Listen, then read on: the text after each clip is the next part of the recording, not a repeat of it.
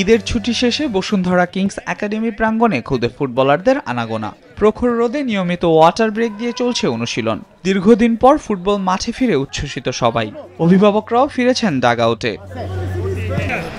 অভিজ্ঞ কোচদের কাছ থেকে প্রতিদিনই নতুন নতুন কৌশল শিখছেন ফুটবল প্রেমীরা। এতে বেশ খুশি তারা। আমাদের টিম শেপ বুঝতেছি, গেম কিভাবে খেলতে হবে, কন্ট্রোল, সব স্ক্যানিং, পাসিং সবকিছু আমরা বুঝতে পারতেছি আস্তে আস্তে। Everything is going perfect.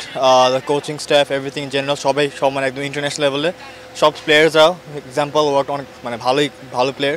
আমি অনেক দিন থেকেই প্র্যাকটিস করতেছি, ফ্যাসিলিটি অনেক সুন্দর, কোচরা অনেক ভালোভাবে শেখাচ্ছে।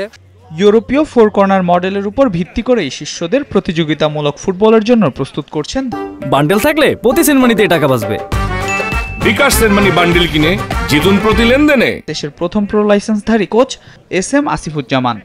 শুরুতেই ওদেরকে ইন্ট্রোডিউস করে দিয়েছি। Internationally European football four corner মডেলের উপর বেস করে একাডেমিগুলো ট্রেনিংগুলো করে। Technical, tactical, physical, psychological and social. আমরা প্রত্যেকটা ট্রেনিংয়ের এই 4টা পার্ট নিয়ে ওদের সাথে ডিসকাস করি। বসুন্ধরা কিংসের টেকনিক্যাল ডিরেক্টর বাইজিদ জুবাইর নিপু বলছেন, ভবিষ্যতে দেশের 64 জেলা থেকে প্রতিভাবান ফুটবলার খুঁজে একাডেমিতে নিয়ে আসার পরিকল্পনা রয়েছে। আমাদের এই 64 ডিস্ট্রিক্টে আমাদের লোক থাকবে, তারা স্কাউটে। আমাদের 65 লোকে আমাদের কোচরা আছে, তাদেরকে বলো বেস্ট প্লেয়ার দেখালো যে একটা ডিস্ট্রিক্টে 64 জন পেয়ে যাচ্ছে আমরা এই গ্রুপে।